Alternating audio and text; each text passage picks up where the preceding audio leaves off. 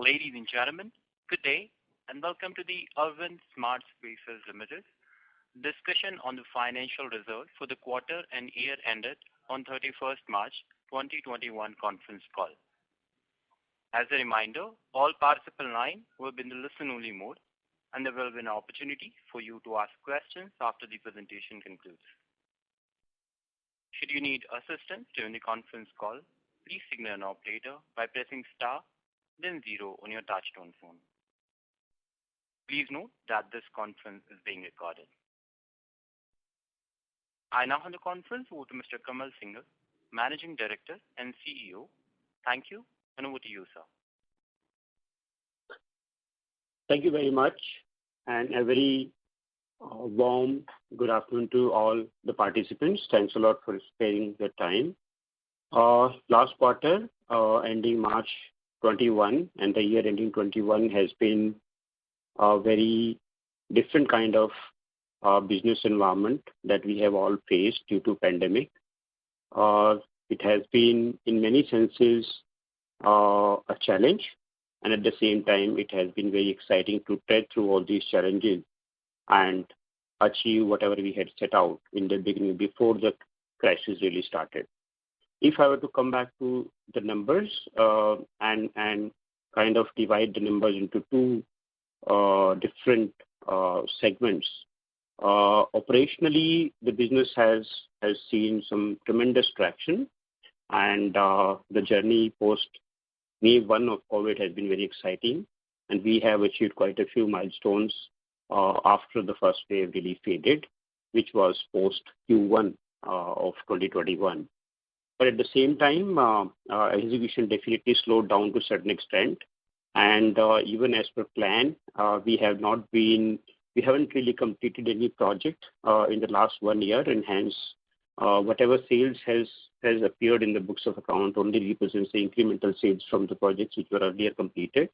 From a basket of 9 active projects, we have not completed any project specifically this year, and hence the financial numbers are showing quite a bit of weakness, so to say. Coming to the operation side first, which is obviously the good news first. The fresh sales has seen tremendous amount of growth. For the quarter, sales number has been 207 crores against 135 crores last year, same quarter, which is a 53% increase. And even collections have been great and very sound, 134 crores against 59 crores for the last year, same quarter.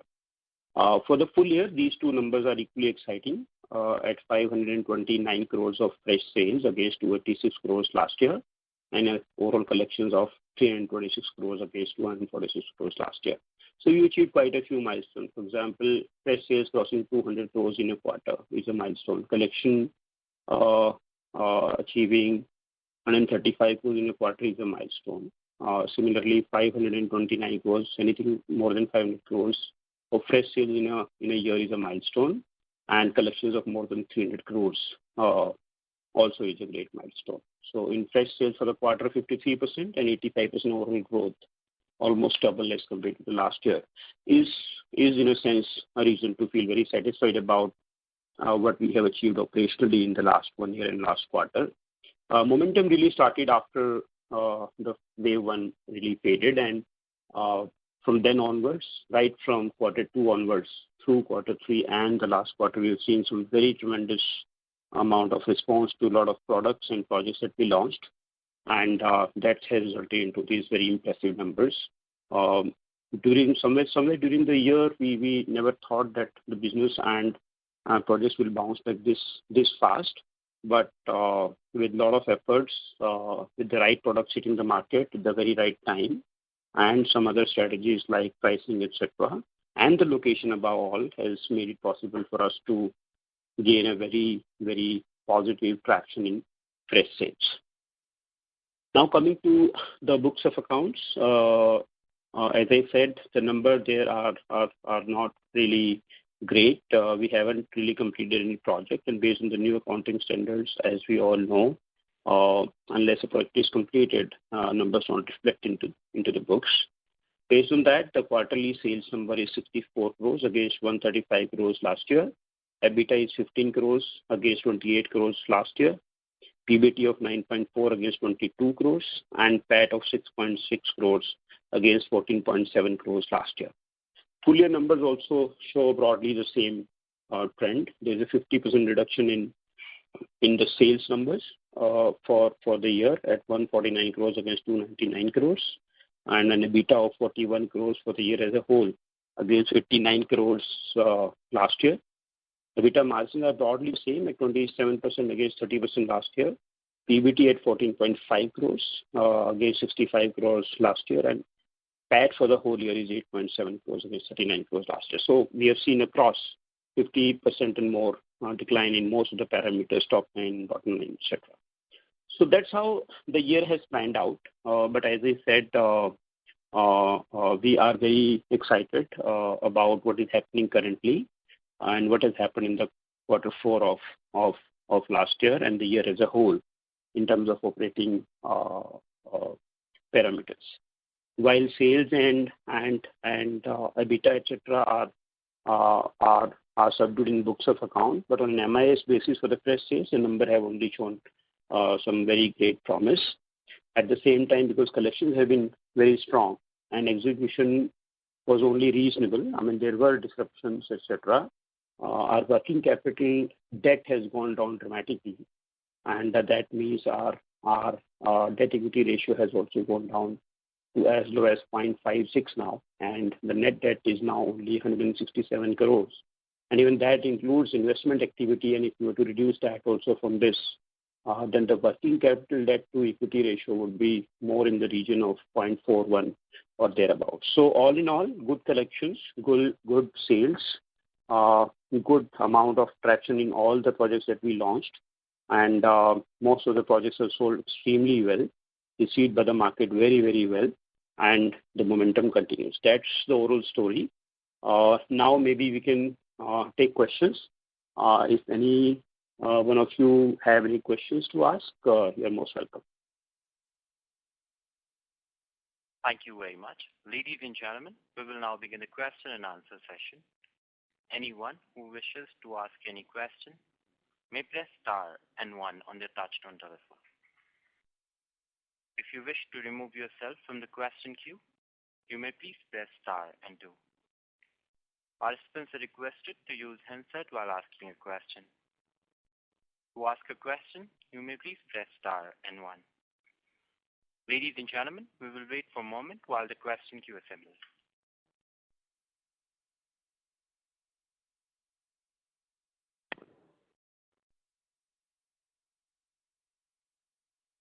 We have a first question from the line of Ritvik Seth from One Up Financial. Please go ahead. Hi, good evening, sir. Thank you for the opportunity. Sir, I have a few questions. Firstly, sir, what is the pending construction cost for the projects on hand? So, thanks for the question. I am also joined by Mr. Ankit Jain, who is our CFO, and Prakash Makwana, who is our company secretary. Ankit, do we have this data on hand to share in terms of, are you talking about the total cost of all the projects put together to complete? Yes, sir. If I understood it correctly? Yes, sir. Yes. Okay.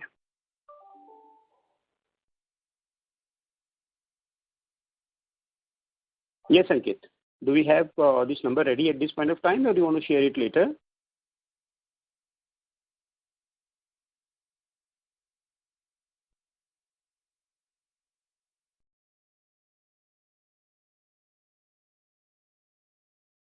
Mr. Ankit Jain, unmute yourself and speak.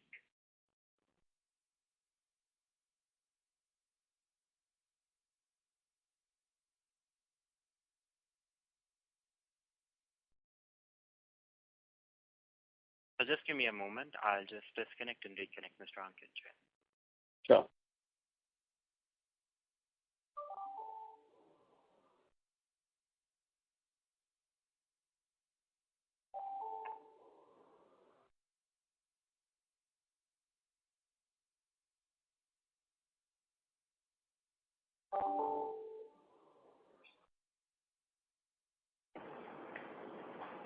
We have Mr. Ankit Jain connected back. Please go ahead, sir. Ankit, you are able to listen to the question, or it needs to be repeated? I have heard the question. The question is about the pending construction cost. Right. So we generally do not share project-wise pending construction cost at a project level. However, we can connect individually and share the concerns. But all in all, if you were to look at broad top line versus the pending collections, we can estimate that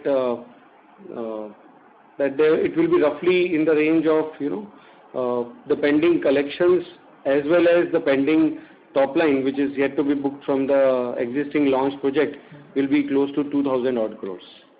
Okay. No, my question was not total construction cost for the company, like all the projects put together, not on a project level.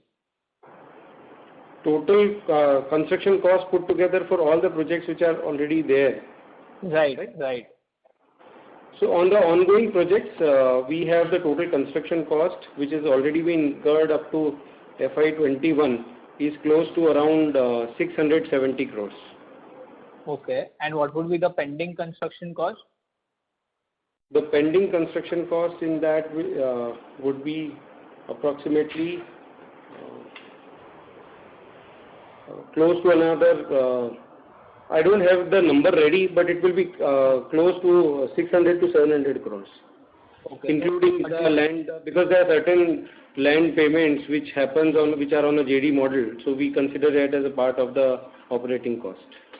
Sure. Okay. And follow up to this is what would be the receivables from the area that we have already sold? We have sold roughly, I guess, approximately 1,700 crores. So we would have gotten majority of the money. But for the projects which are under construction, what would be the area cash yet to be collected from this booking value? I can give you a broad sense. It will be in excess of 500 crores for sure. 500 crores. Okay. Maybe we could connect later for precise number then. Yeah, if you are trying to assess the overall pipeline in terms of value, there are three numbers which are important. One is the sales which is done but collection which is yet to come, then the sales which is yet to happen, and then obviously the cost of construction which we are supposed to do. That gives a fair idea about the gross margin. I think offline we'll share this data, and this data should not take long to give it to you. Sure. Okay. And but broadly, we are very, very comfortably maintaining our margins. I mean, barring 1.5 percentage point here and there, which varies in any case from quarter to quarter or period to period. But I think once you have a sense of the top line that we are having as a pipeline and in terms of whatever is launched and whatever is not launched, etc., which is very much part of the investors' presentation also, which will be uploading very soon, or maybe we've already done that. The margins are fairly consistent. So from there also you can really get a sense of what is the kind of value of the pipeline that we have right now. Correct. Yeah. So in the initial remarks, we mentioned that construction cost was a bit subdued because execution was not as due to COVID. So if you can share what cost did we spend in FY21 and for say FY22 and 23, what visibility do we have to increase this construction cost? Sure. I mean, Ankit, if you can share that as well in terms of exact cost of construction that we have borne. You will have the overall cost ready, right? Or do we have this number ready? Well, generally we don't share costing details in that much detail, and that's why we can connect individually and resolve all the concerns. Sure. Okay. Okay. So my next question is on, we mentioned that we have entered into the first project with HDFC. So what would be the terms and conditions, and when do we expect to launch this project, and what would be the size of this project? So as you see, I mean, this is the first project we are doing under the platform that we announced some time back. In fact, it was announced pre-COVID, and COVID obviously delayed everything, and we also wanted to play a little conservative in terms of acquiring and investing in new projects under a very uncertain time that we had last year. But eventually things sorted out, and we have invested in one large project in Bangalore. There we intend to aggregate around 50 acres, out of which 30 acres is already purchased, and the balance is under acquisition and should be done in next few weeks. That's the idea. And once that is done, because this is a land and land-oriented product, and essentially we'll be doing a very large plotting scheme. We have done quite a few such developments in Ahmedabad, and we really have that kind of expertise to do the area development kind of projects. That's what we want to replicate there with a very, very state-of-the-art club, etc. But then it takes a little longer time to get all the approvals in place. The land has to be converted, and certain other processes have to be completed. That should all be done by the last quarter of this financial, and that's when we want to launch this project. Okay, so approximately a year from now, or a bit earlier. Less than a year. We are into May. May is ending, and we want to launch it somewhere around February or March. But a lot depends upon how COVID's wave 2, wave 3. Right now, Bangalore is obviously closed. Offices are not working or working at a very, very thin strength, and hence government processes are getting a little stuck up. But we are hopeful that in next 15-20 days things will change dramatically. And once that happens, we have sufficient time looking at the current situation and hoping that going forward things will improve from here onwards. We should be able to launch this project before the year ends. Sure. Okay. And so what would be our investment in this project, and what kind of top line we can expect from this project? Area. So total investment, once we acquire the entire 50 acres, will be around 125 crores. Of Arvind Smartspaces? 125 crores is the total investment, out of which approximately 25 crore is ours and 100 crores should come from SDFC as we speak. That's the understanding. So under the platform, we are doing 80-20 investment, and that's how this project is also configured. And the top line, maybe Ankit can just recollect the number and take it out from the records and tell you. So the expected top line from this project is going to be around 380-390 crores. Okay, 380 to 400. Sure. Okay, that's good. Okay, and so at current run rate, we have done very well on the balance sheet in such a difficult year. But with this kind of cash flow of approximately 90 to 100 crores at operating level, what is the kind of projects that we can look to add on a yearly basis, especially residential projects? Because if I see the split right now, it's approximately 50% of the projects are residential and 50% are plots, villas.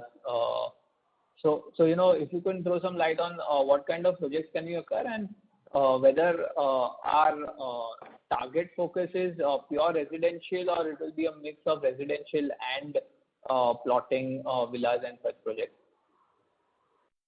Correct. So as you very well said, we are doing two major categories. One is standalone 5 acre or 4 acres or 5 acres kind of a land parcel, where we do 500 to 600 apartments, ranging from maybe 50-60 lakh rupees to 80 to 90 lakhs. That's our major product mix when it comes to apartment segment, and we do that in Bangalore mainly.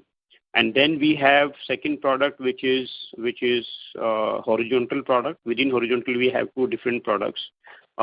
First is the villa product, where we do large developments of 4 to 5 lakh square meters. We have a couple of products already in the market and selling very well there. However, within this villa product also, we have some very high-end ones and the medium-priced villas, which are around 1 crore or so. Then the third product is plotting product. Again, there we have launched one very large project in Ahmedabad. It has also sold very, very well. We want to replicate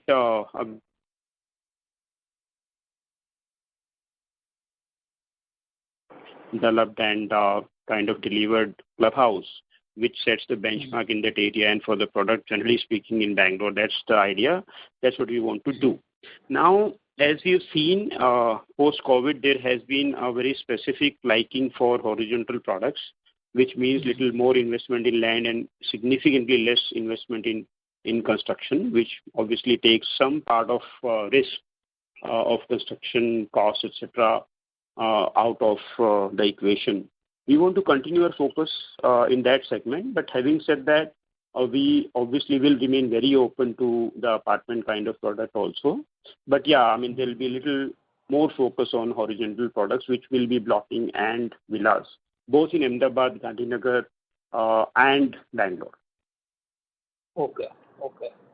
Sure. So in the near term, we are focusing more on the horizontal product. Correct. Okay, sure. And any sense on, what kind of projects that we can add on an annual basis to our existing pipeline in terms of, our internal accruals and some leverage that we can take on our very light balance sheet? So obviously, as you said, balance sheet has become very, very light, and we also have investments lined up through HDFC platform. So as far as funding is concerned, we are quite reasonably placed there. There is significant scope to raise debt. At the same time, there is a scope to raise capital also through HDFC and otherwise. We are right now in the middle of finalizing everything, and we are working on this. We will very soon come out and let everybody know in terms of how we take our investment decisions in near future. Times have been very uncertain last 6 months, 8 months. So there is comparatively little less activity on the investment side that we've seen, but that was a conscious call and decision that we took. But going forward, I think now there is reason for us to augment the pipeline, and I think balance sheet allows us to do it, and we have resources which can now be pooled and put into investments. So we will come out with a plan very soon and let you know in terms of what that are the details, but we are working on it very, very in a very focused way. Okay. So just sorry, harping back on this. I am sorry to interrupt. Just one last follow up on this, then I'll get back. Please go ahead. Sorry, so harping on this again.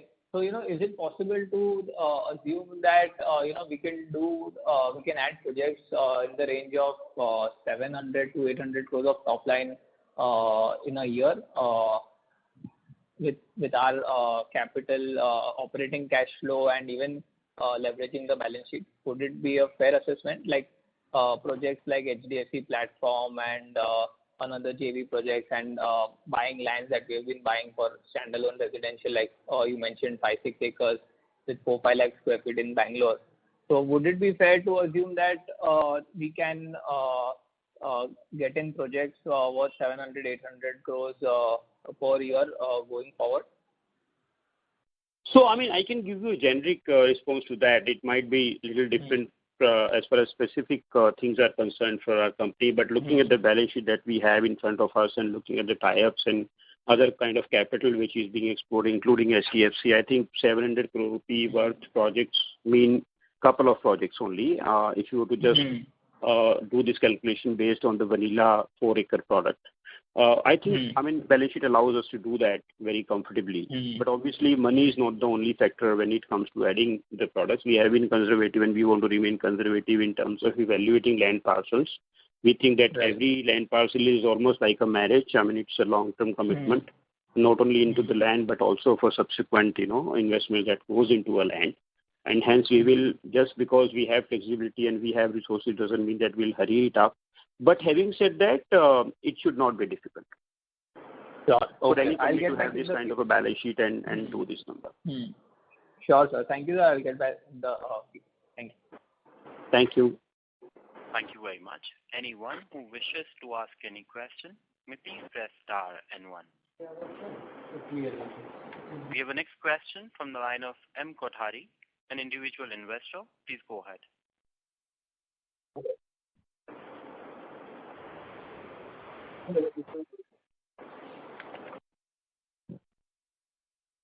Mr. Kothari, please go ahead with your question.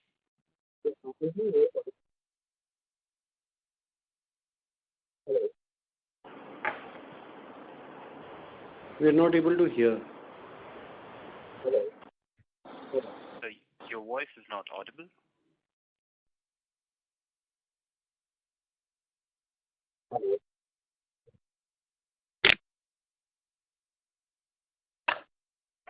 Hello. Hello. Yeah, please go ahead now. Yeah, sorry for the disturbance. Yeah, thanks. Congratulations for the solid set of numbers. My point is how April and May month have been pan out in terms of bookings. And do you think that we would be able to maintain the margin, and have we taken any price hikes going forward given the costs have escalated? Yeah, this is the question. See, generally before the quarter ends, we're in the middle of execution right now. We are not in a position, and we don't generally comment on the ongoing business cycle. But having said that, obviously, wave 2 has come in, and a lot of lockdowns are there, both in Ahmedabad, Gandhinagar, and Bangalore, etc. So it might have little impact as we saw last year, same quarter. But I think this time governments have been wiser, and everybody has been wiser, and the lockdowns are not as tight as they used to be in the first wave. So the impact will definitely be there, but it should not be as high as it was last year. So we hope that the quarter still will do reasonably okay. But then we are in the middle of the quarter, and it's very difficult to predict how the things will pan out from here onwards. But hopefully it should do better than what we did last year for sure. Okay.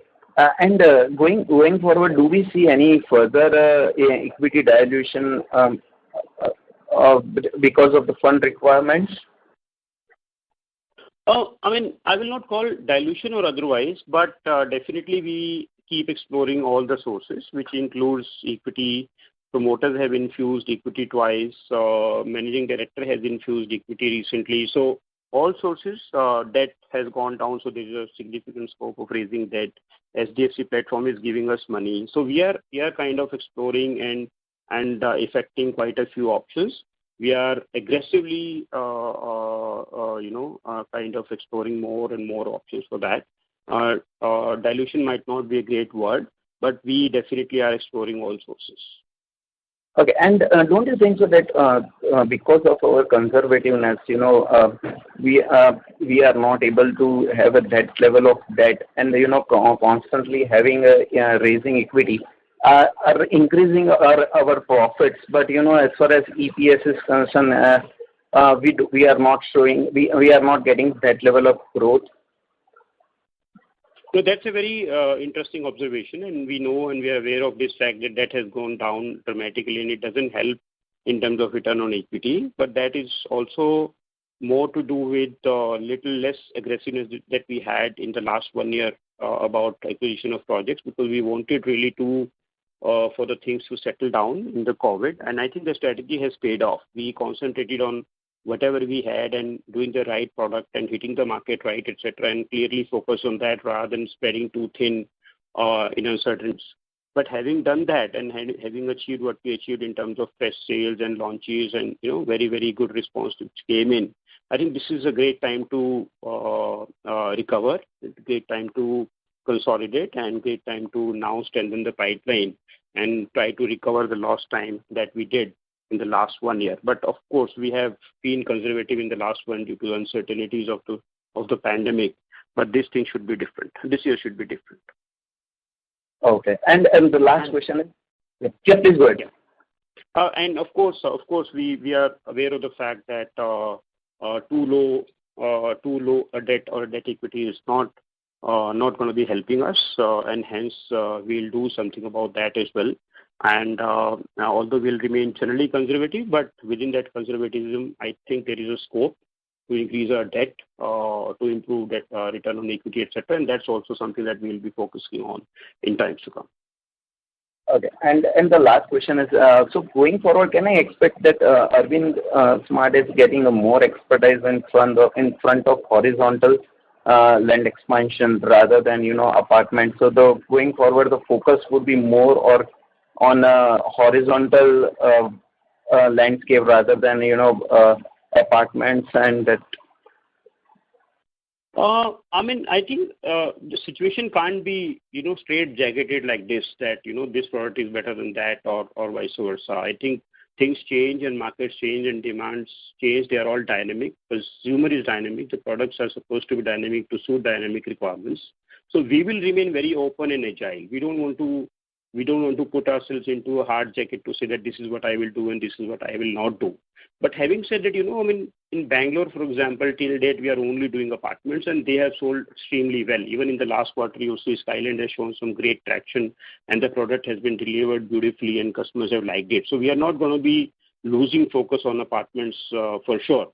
But having said that, short to medium term, it looks like that it is a good option to put a little more focus on horizontal. That's what we've done in the last 1 year. That strategy has paid off. I think there is still some time that we can continue on this strategy. Of course, we need to remain open and agile and adjust ourselves based on market situation. Going forward, 3 to 6 months, definitely horizontal will be a focus, but we are not averse to taking apartments as well. Thank you. Thanks a lot. Thank you very much. A reminder to the participant, to ask a question, you may please press star and 1. We have a next question from the line of Anirudh, an individual investor. Please go ahead. Hello. Am I audible? Yes, Anirudh, you are audible. Please go ahead. Right. I had two specific questions. Now, you said that you have an 80-20 joint venture with HDFC in this plotted development in Bangalore. Am I correct on that? Correct, yeah. Right. So now, so this would be in the form of equity from HDFC, right? I joined a little late in the call, so I'm sorry if I'm making you repeat it. I think we've shared quite a bit of information on HDFC platform. It's an old platform in the earlier calls of the last few ones okay, that we had. I'll look it up. I'll But I think you can offline connect with him. They will give you more precise information.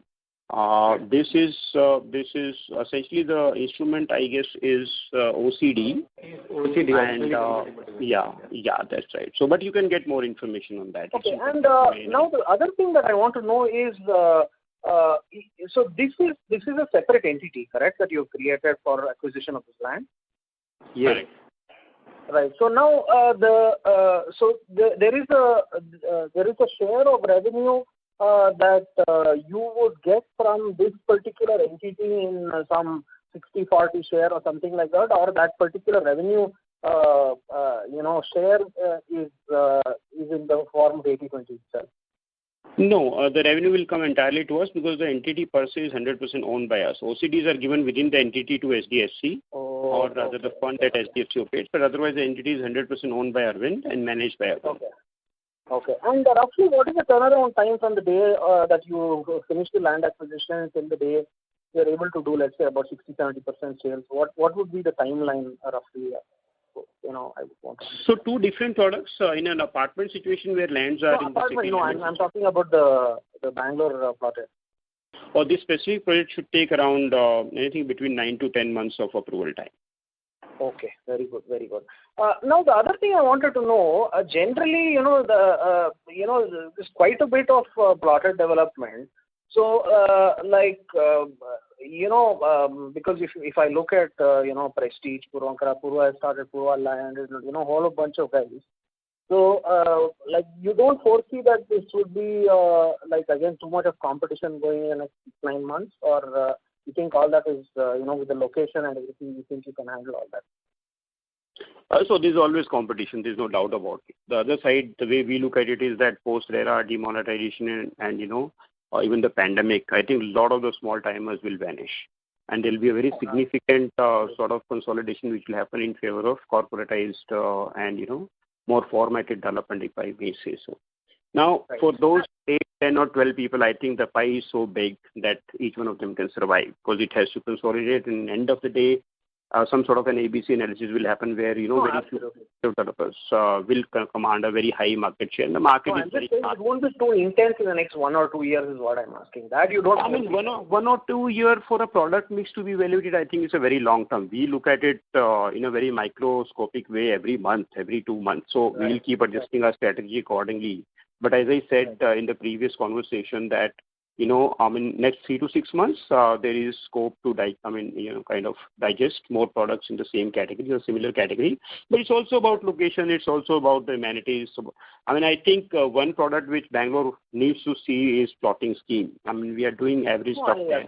But Ahmedabad is a much more evolved market for that, and the kind of quality that Ahmedabad has delivered, I think Bangalore needs to see that.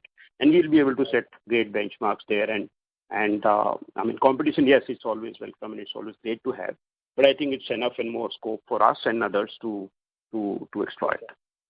So the other thing, what are the level of operating margins with most of these horizontal developments, like generally speaking?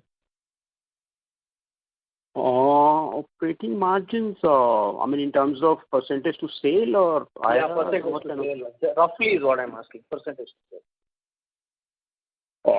It varies really. Even these products don't have a generalized kind of margin structures, but around 30% is something that one can. 30% you should be able to maintain even with these things, right? That's all I wanted to know. It varies, as I said. We are talking. No, that's okay. Maybe 20, maybe 35. That's okay. Somewhere in that range. See, most of our projects, even the apartment projects, are in excess of 25 and more like 30, and these should be maybe a couple of percentage better only. They are not less than that. Because obviously you take a little more time to hit market, and the apartment product is generally able to hit the market in 6 months. It might take, this product might take 9 to 10 months, and hence margins have to be a little more to maintain IRRs. To that extent, margins are better. Okay, that's all about. Thank you very much. Thanks. Thank you very much. Anyone who wishes to ask any question, please press star and 1.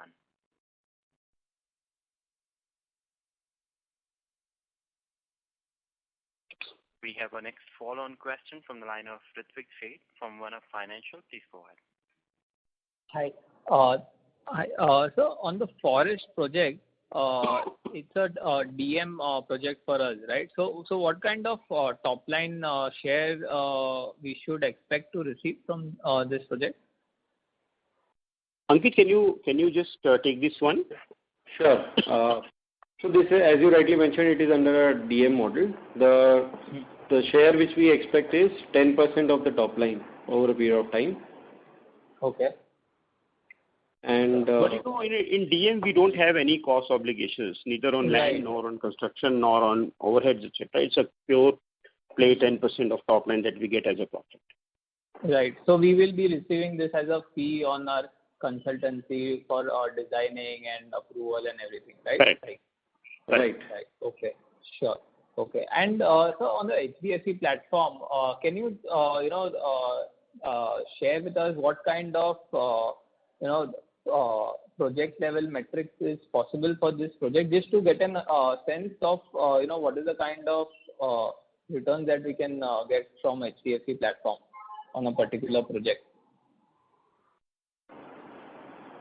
Whether it is HDFC platform or otherwise, projects remain the same with the outside world. So I don't think just because HDFC is there or not there, project's earning capacity will remain the same. And obviously at the bar there is pretty decent as far as we are concerned. We don't generally take any project below an X IRR on a PBT level, EBITDA level.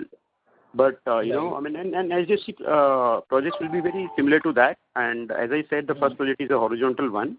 And hence margins there will be very much in line with what we have been doing uplands or even forest stay in general sense. So margins are supposed to be quite okay. They will be maintained. Yeah. So I was actually coming from the angle of, if you are investing 20% in the project, so does that mean that we will have 20% of the revenue and 20% of the margin?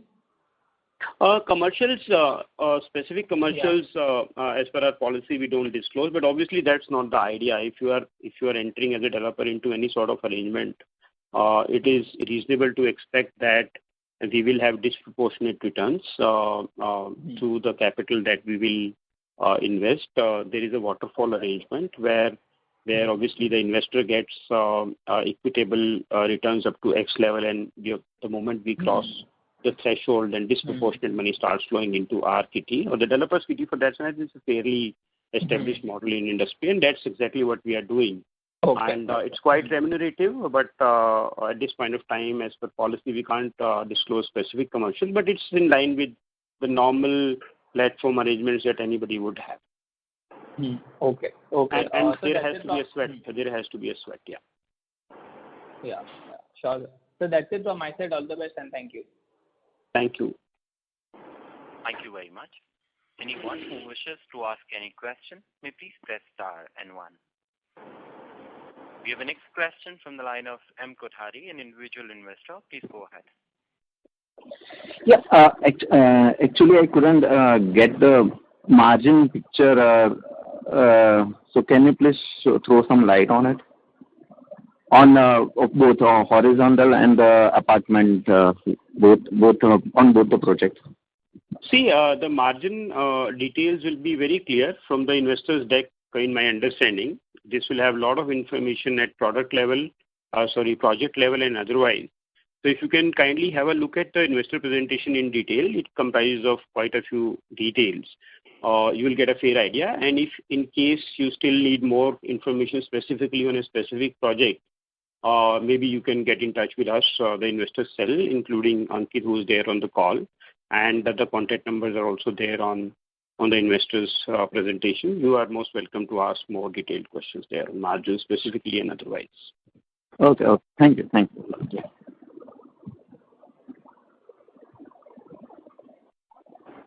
Thank you very much. Anyone who wishes to ask any question may please press star and one.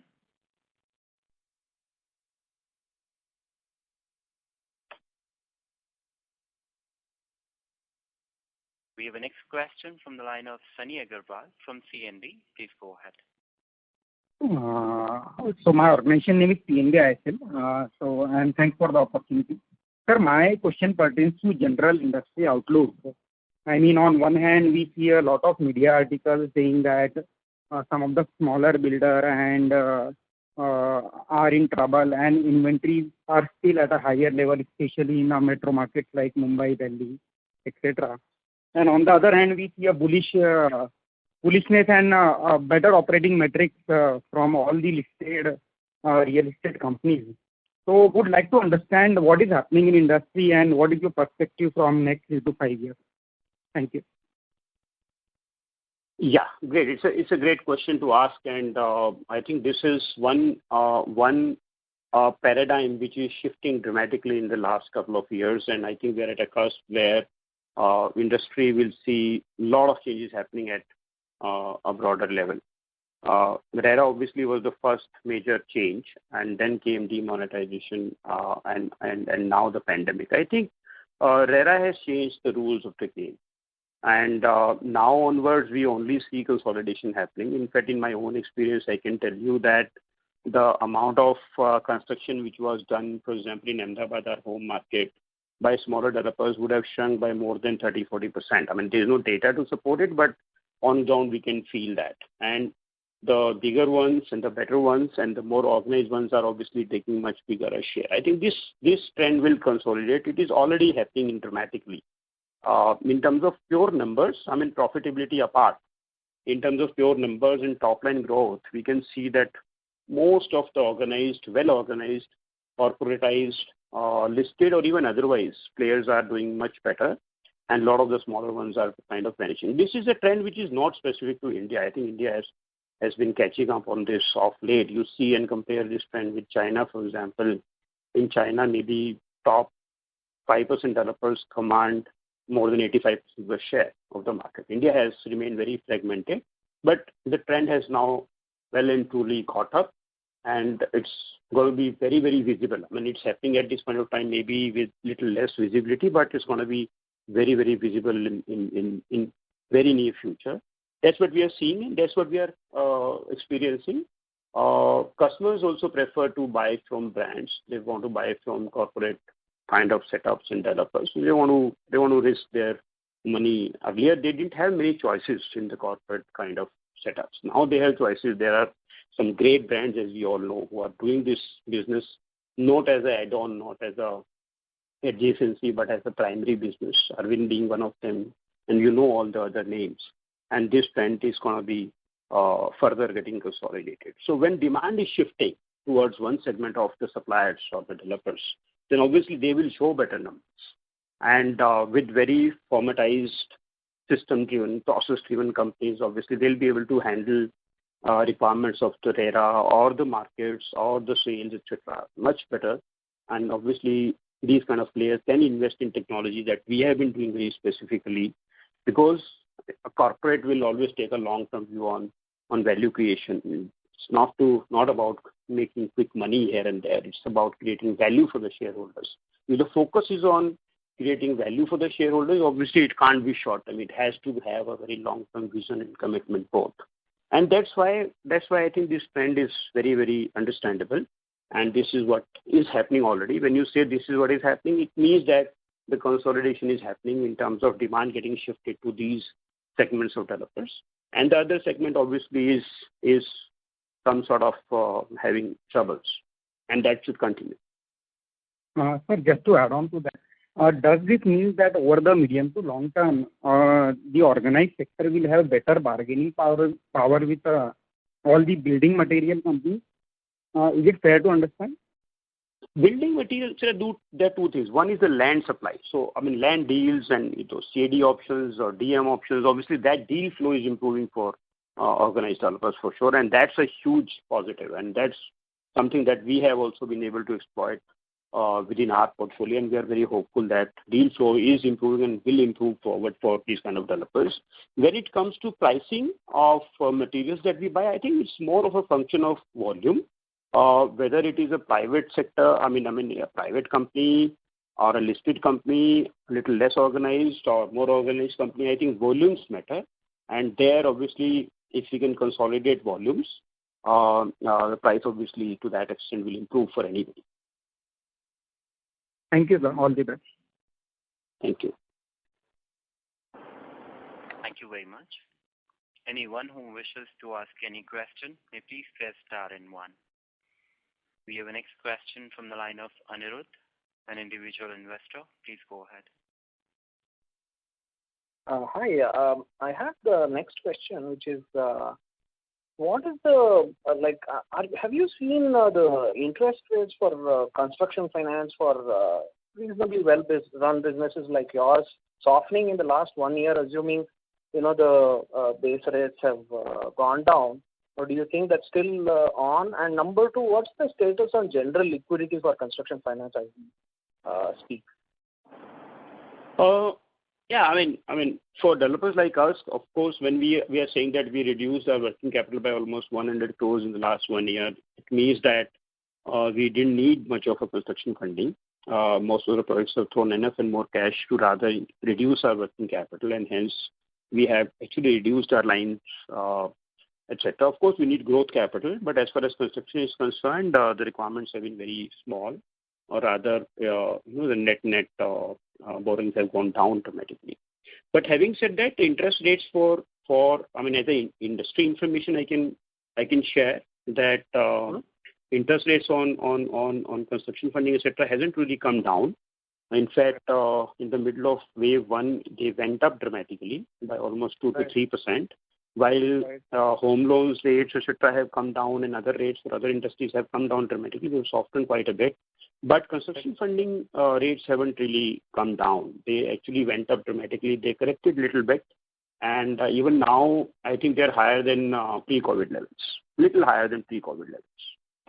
Right. What's the, outlook going forward? It's unsustainable, right? To have such high interest rates when the whole world is awash with liquidity. That's correct, but I think it has. I don't think the cost of money in general sense is going up or it has gone up. It's very industry specific kind of thing that we are witnessing right now. Various institutions have tightened up liquidity for this sector, rightly so, to avoid any sort of a bubble or getting funding for some distressed asset or potentially distressed assets, etc. Those tightening have resulted into this kind of anomaly, and I think this should correct and come back to pre-COVID levels in next 3 to 6 months' time. But then obviously it depends upon what kind of policy, assumptions and statements and stances taken by various government and semi-government bodies and banks, etc. So going forward, let's say in the next 2 years, assuming sales are going up, the perceived risk comes down, the general perception of risk about all these developers, become better, and, you are able to differentiate yourself as a more organized, nice, well-run, systematic group. You think, over the next 2 years, the cost of money should gradually start coming down as the risk perception keeps coming down, and the perception of the industry as such, I'm sure the growth will do very well over the next 2-3 years. So with all this put together, you think the cost of money comes down, and that should lead to better profitability over the next 2-3 years? I'm just asking, your view. It necessarily doesn't have to happen. Correct. I mean, in my understanding, any organized and well-run business should be able to achieve it. We have been able to achieve some very decent cost on our ITRA. But having said that, the funding in the overall context is so low that interest as a component is important, of course. I mean, we can't ignore. I mean, and even a small cost is a cost which needs to be reduced. But having said that, we also have a decent margins at the top itself at gross profit levels. We will maintain that. That's very important aspect going forward. But yes, there is definitely a scope of at least reducing 2 to 3 percentage points on the interest side, and that should get corrected. I mean, I think that should get corrected in times to come. Right. Thank you very much. Yeah. Thank you very much. As there are no further questions from the participants, I would now like to hand the conference over to Mr. Kamal Singhal for closing comments. Over to you, sir. Thank you. Thanks a lot, everybody, for sparing time. I mean, these times that we've seen the last few quarters and even going forward have been challenging, but exciting nevertheless. We are very encouraged, motivated, and enthused about what has happened in the last few months, and we hope that this momentum will continue. There are reasons to believe that we are very well poised to exploit the conditions that we are in. We are working very aggressively on building the pipeline now, having lied low in the last 12 odd months due to pandemic. We are here to scale up this business. We are doing everything which is possible to take this business to the next orbit. As we speak, we've achieved quite a few milestones in terms of sales, collections, etc. But I think this is just an intermediate milestone that we are talking. But going forward, everything should consolidate further. And we are obviously exploring options so as to debottleneck the capital cycle and investment cycle into the company while keeping reasonable conservatism at the balance sheet level. That's what we will do. We will not be overly aggressive about leveraging. But having said that, under-leveraging is an issue that we very well appreciate, and we are poised to address that very soon. That's about it. So far, so good. And thank you very much once again to all of you for sparing time. Thank you. Thank you very much. On behalf of Arvind Infrastructure Limited, that concludes this conference call. Thank you for joining us, and you may now disconnect your line.